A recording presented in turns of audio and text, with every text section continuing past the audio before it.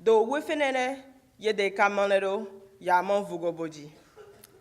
This is a proverb in my native language that says, when a stubborn child refuses to listen, he will learn his lesson only when it's too late.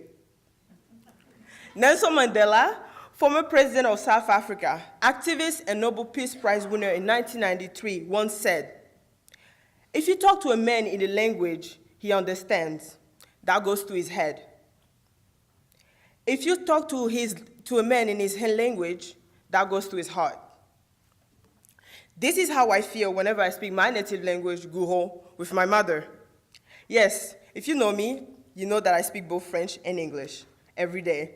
But hearing someone speak to me in Guho means the world to me. I feel as though that person sees within me, acknowledges my ethnicity and my sense of self. Unfortunately, I recognize that not everyone has the privilege of sharing that same feeling. What's most shocking is that many of us don't even realize the depth within our own everyday language.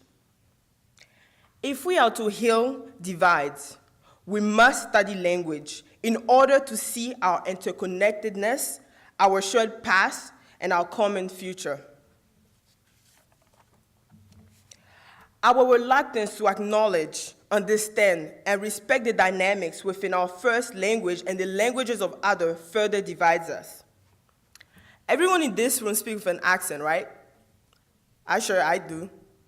And yet, we label some as bad or ghetto.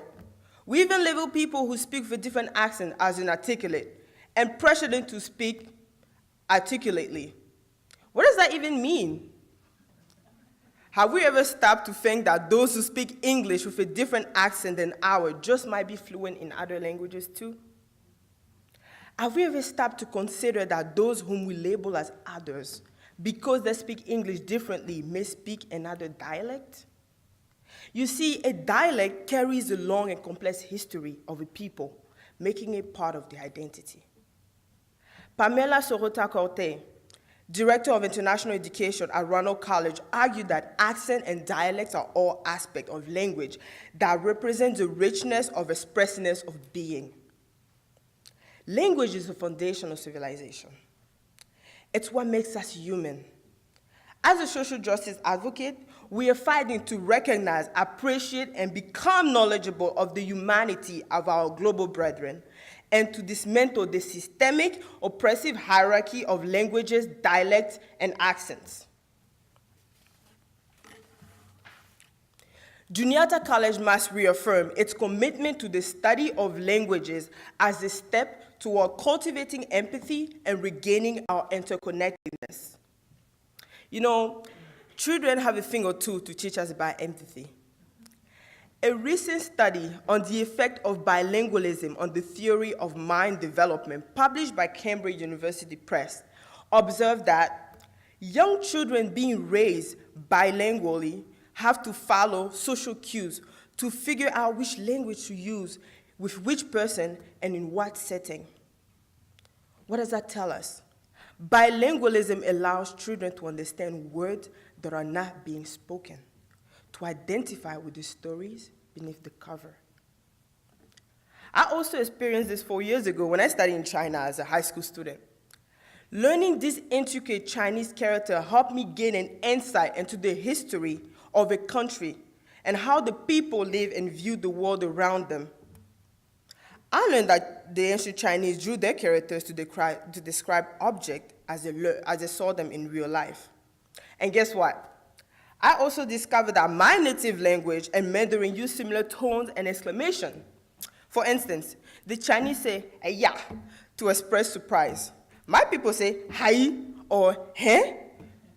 The word "mi fan," meaning food or rice in Chinese. In Guro, we say "mi fon," which means banana or food.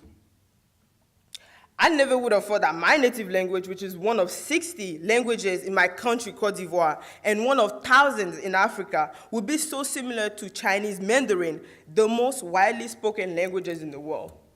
How cool is that? While these similarities are coincidental, others stem from simply the fact that we share fundamental human capabilities and experiences that shape our culture. Our liberal arts institutional learning outcome states that Juniata College graduates will demonstrate engagement with the self and the world. How many of you know where the World Language Center is located? Now, how about the Humanities building? Well, you might find it surprising, but they're one on the same building. Now, some of us here, including myself, live in the global village. But how many of us really engage in cultivating meaningful interaction with one another? It all starts within. The best way to discover our shared past is to take the initiative and seek these opportunities to genuinely interact with people who speak differently from us. Whether it's studying a foreign language in the country where they're spoken, or simply listening and understanding the dialects and accent of our neighbors. This step towards togetherness is not just about finding linguistic similarities or even achieving fluency in a foreign language, no. It's about exposing the self to the world. It's about learning the languages of cultures as a way to find our shared future. Anne Duncan, former U.S. Secretary of Education, once stated that to prosper economically and improve relations with other countries, Americans must read, speak, and understand other languages. Juniata College can and must play a role in guiding us towards an inclusive future.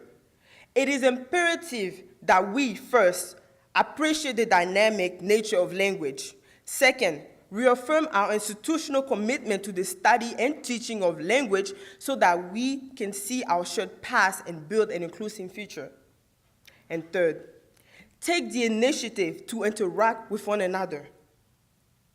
According to the Modern Language Association, users of tongue other than the foreign language has the ability to construct linguistic and cultural identities to help deal with cross-cultural clashes as they encounter and as they migrate between languages. This right here is power. Multilingualism has the potential to heal. I believe that we, future leaders of the world, must be armed with various linguistic skills, perspective, along with the understanding that languages shape different truths and identities. That is the essence of global citizenship. That is the source of our humanity. Do wefenene ye de kamonero yaman vugoboji. This is my calling to return to the core of the liberal arts. We can no longer afford to be that stubborn child and learn the lesson when it's too late. The window of opportunity, it is now. So let us make language studies central to our education.